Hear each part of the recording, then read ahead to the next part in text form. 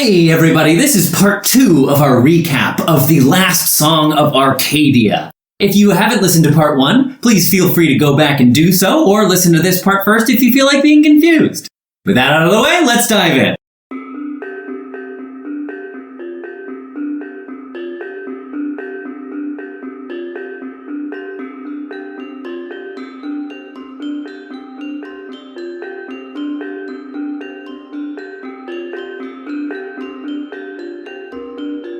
Before arriving in Malorn to complete their second task, the heroes pass through the city of Veridine. They're met by Axel, who makes good on the party's previous investment by gifting them a pair of sending stones. He pays particular notice to Suri's changed demeanor, and implies to her that they share similar situations. Meanwhile, Alcyone is troubled to overhear a woman lamenting her son, who ran away to join Alcyone's former troupe, the Canny Shepherds. Suri puts on a mysterious earring she found after being revived, and meets her patron face to face for the first time. Afterward, Saren prompts her to talk about what's transpired, but Suri sidesteps the conversation. Reaching Veridine, the party learns that strange music has been drifting from over the nearby marsh at night. The city guard reveals that a handful of local youths have gone missing while investigating this music. The heroes take a twilit boat ride to the marsh and discover the island is inhabited by a troll.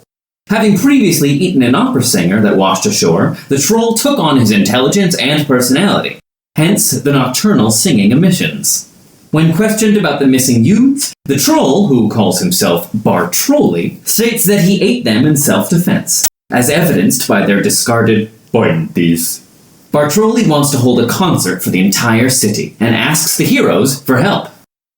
The next day, the heroes set about shopping for the opera. Bartrolli requires a curtain, paint, and a chandelier for his stage.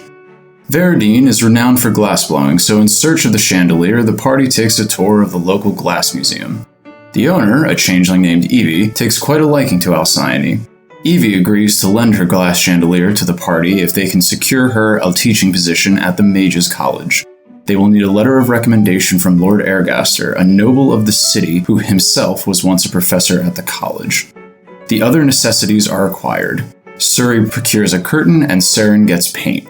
Hopeful after her brief reunion with Dimitri in the Feywild, Saren also purchases a bow and arrows, Dimitri's preferred weapon.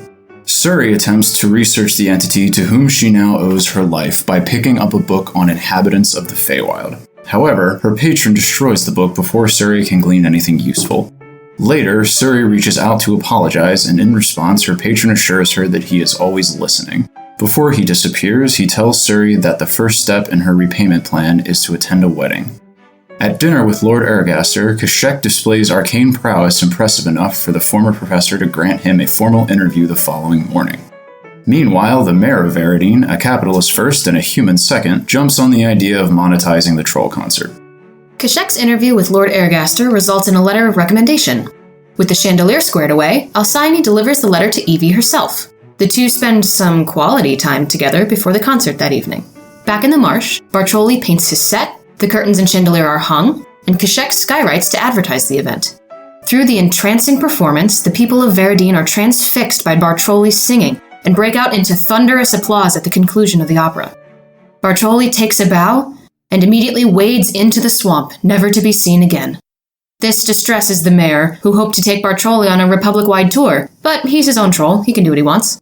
The heroes' travels have brought them close to Alcyone's hometown, Wyvern Glen, so next they decide to check in on her parents, Hyros and Rhea. A semi-family reunion ensues, as only one of Alcyone's 4 siblings, the High Seas Wizard of Drastos, is home. But the party finds the warmest reception they've had in months. Even Hyros' mothers, a lovely elderly halfling couple, stop by and feed everyone too much food. The party catches Hyros up on their adventures since they parted ways with him. Privately, Suri tells him what happened in Traben. The two discuss death and what dying means to those around you, as Hyros had gone through a similar experience while they were in Barovia. Many heartfelt conversations are had. Rhea talks with Suri about what it's like to have a connection with a Fey entity, and warns her to be on her guard. Rhea and Kashek also speak about love and its many forms. Love between romantic partners, and love between a parent and a child. Saren and Alcyone discuss survivor's guilt and optimism. It's a really good episode, and maybe you guys should just listen to it. It's worth it. The heroes enlist Adrastos to bring a message to Barovian ally Irina Kolyana regarding recent events, though they warn him she may not be amenable to visitors after spending a year alone as the newly blooded vampire in Castle Ravenloft. On the last night before the party heads out again, the group gathers around a campfire with some mead, while Hyros serenades them with one of Alcyone's favorite songs from her childhood. As everyone slowly makes their way to bed, Alcyone is left alone to speak with her mother. Rhea is reluctant to leave Hyros, considering he died the last time they were parted. Alcyone assures her that he'll be fine, stating lightning never strikes the same spot twice. Though, once entirely alone, she confesses to herself that that isn't always the case. Sensing danger ahead, Rhea and Hyros decide to leave home for a while. Rhea returning to her adventuring roots, and Hyros joins the party to look after his daughter and friends. The heroes, with the addition of Hyros, arrive in Malorn, a forest city comprised of hollow trees for dwellings. Strange graffiti carved into several of these trees reads, "Maith Lane Saves." They find the Scholar's Lodge and look for their contact, a scholar researching the Temple of Caernanos, where Bernard believes information about the Tower of Stars may be found. Another scholar, skeptical that the Temple of Caernanos even exists, informs the party that the person they're looking for went searching for the temple and has been missing for a month, presumably captured by this Maith Lane, a rebel group that seeks to undo human supremacy across the Republic and restore power to elves. Before venturing out to rescue their contact, the heroes rest at the Winking Weasel, a tavern owned by famed furbolg Muma Saul. Hyros is starstruck. He is a huge fan of the mead made at the Weasel. Muma confides in the party that he is concerned for his bees. Hives have been destroyed, and it appears the mythical great white grizzly stag is the culprit. The heroes agree to look into the situation while on their search for the missing scholar. In the forest, the party finds the beehives, a few indeed destroyed. After some investigation, what at first appears to be a cluster of birch trees prove to be the antlers of the great white grizzly stag, a great white bear with an enormous rack of antlers. A large gash in the beast's side seems the cause of his grumpy disposition. Alcyone is able to put the stag back to sleep, and Kashek stops the bees from harming the party or the stag any further. Further in, the heroes allow themselves to be kidnapped by Maith Lane, saving them having to sniff out the group themselves. At the rebel camp, Saren is separated from the party as she is the only one that speaks Elvish. Alcyone, Hyros, Suri, and Kashek are imprisoned as hostages. Once alone, the rebel leader, Ven, explains Maith Lane have been promised liberation so long as they work with the heralds below. Saren tries to make him see sense, but is interrupted when Ven is informed the heralds have arrived in camp. He leaves Saren in the hands of a gormless guard. Saren, now knowing the heralds are drow like herself, intimidates the guard into fleeing by implying that she herself is allied with the heralds, after which she escapes to find her friends. Meanwhile, the rest of the crew meet their fellow hostage, a drow man named Taliesin, the missing scholar they've been seeking. Captured by Maith Lane for weeks, he's injured and weak from neglect. The two remaining heralds, enraged by their sister's death, and particularly livid that Alcyone has kept her magical staff, insists the party pay in blood. They attack, but Alcyone uses the staff to help her companions narrowly escape. The party splits in two groups. Alcyone, Hyros, and Taliesin flee in one direction, while Suri, Saren, and Kashek go in another. Suri, Saren, and Kashek are eventually intercepted by one herald. She warns that only death will come to those who resist her master and pleads with them to submit to him. Suri and Saren recall a similar line spoken by Strahd, the last villain they faced, and counter that they can help the heralds defeat Vanakin just as they helped the Barovians. The herald allows their escape, giving them time to consider her offer. As they search the forest for their friends, the three come upon a cozy tavern. The owner, a kindly silver-haired woman named Alumine, assures them they will not be discovered while inside. She recognizes Saren and Suri and reminds them of the help they gave her father, Argynvost, the silver dragon whose soul was trapped in Barovia until Strahd's curse was broken. Suri replies that they owed him, as Argynvost's beacon allowed them to return Hyros to life. The three spend a fitful night in Alumine's tavern. Suri reaches out to her patron for help finding her friends. He cannot, or does not, offer her any, but assures her she's capable of getting out of trouble on her own. Suri finally asks what she should call him, and he responds, the Maestro. Meanwhile, Alcyone, Hyros, and Taliesin flee from the Second Herald, who is less interested in speaking and more interested in vengeance. They barely escape her attacks, but do manage to find rest for the night. Taliesin explains that he very much believes the Temple of Cernunnos exists, although even if it were found, entry would probably be impossible. His sources indicate a certain artifact of the Moon Goddess is needed to act as a key, and this artifact has been lost to history. Its last known location was the Old Valley, meaning Barovia.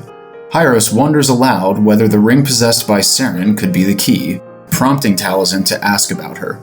Learning that Seren was raised in a monastery to the Moon Goddess, Taliesin seems especially uneasy when Hyros mentions she is also a drow. Come sunrise, Suri, Seren, and Kashek awaken outside with no trace of Alamin's tavern, and discover their companions are close by. Taliesin avoids Seren, though he is interested in inspecting her ring. Taliesin leads the party to where he believes the entrance to the temple to be, and Seren's ring does, in fact, open the secret door, revealing the temple to be a gargantuan tree. Journeying through the temple, Taliesin describes its origin. The mortal elf Cernunnos loved the moon so much, he cultivated a tree tall enough to reach her in the heavens. Doing so, he ascended to godhood so they could be together. The innermost sanctum of the temple can only be opened by collecting 4 keys hidden throughout, so the heroes search for the 3 remaining rings. A ritual to reveal the final ring goes awry when the temple begins stealing the blood of the party themselves, both weakening them and amalgamating the spilled blood into a creature they must fight before moving on. With all 4 keys collected, the injured heroes make their way into the inner sanctum. They find a cave covered in ancient paintings. There, the moon goddess Illustria appears to them, offering visions of the past. Seren and Alcyone accept these visions. They witness ancient elven society and the Tower of Stars falling as an asteroid to Earth in what is now the city of Arcadia. Stars emerge from the falling rock, granting the ancient elves great power. Power to grow crops, heal the sick, and slay dangerous foes. A thriving community grows, the tower at the center of it, until the stars begin to change, inky tendrils of blackness subsuming the elves who wield them. The Eye of Vanakin appears, all-knowing and terrible, and the vision comes to an end. Commotion erupts at the temple's entrance. Illustria offers Seren and those of her blood sanctuary within the temple before departing. The heralds have arrived at the temple with Maithlane in tow. One of the heralds, Naestra, insists flesh must be repaid for her sister's life. Alcyone agrees to go with the heralds to their master if the others remain unharmed. Though her father protests, Alcyone assures him she knows what she's doing and follows the other herald, Freya, through a portal. Naestra's anger is not quelled by Alcyone's sacrifice. She demands blood. Battle ensues. Naestra proves to be a force of nature. Suri is almost felled once, but she returns to consciousness, with a now familiar voice whispering, "Not until I get what you owe me." Hyros fights voraciously until the final blow is struck, a cleaving chop from Naestra's axe to his chest. He falls, dead. Having gotten what she came for, Naestra leaves. Suri rushes to Hyros' side, consumed by grief. Remembering their new ally, Seren suggests they return to Alamin. Alamin can bring Hyros back, with one caveat. He will live for as long as the heralds threaten the world. Once they're dealt with, Hyros will pass on for good. Meanwhile, Alcyone and Freya arrive in a cavern of the Underdark, inhabited by thousands of drow warriors. Freya takes Alcyone to the Illithid Vanakin, who intones that they have much work to do. Haggard, the party return to Malorn. Seren visits Taliesin to say farewell. They discuss how he fled the Underdark in order to freely worship the moon goddess, though his wife and one of their twin daughters did not make it. Grieving, he left his living child in the care of a monastery, convinced he would never give her the life she deserves.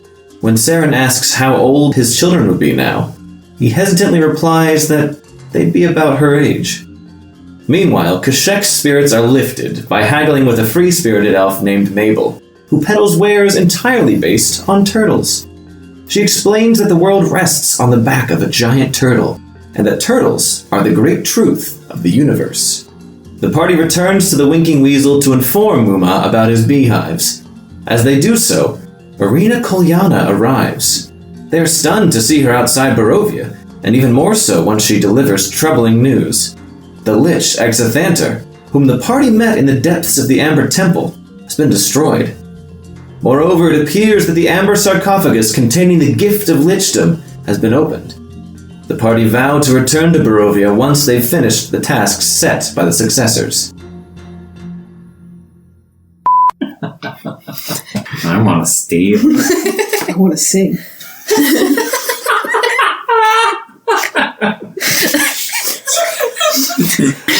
I'm sorry, continue. I'm sorry. Ugh.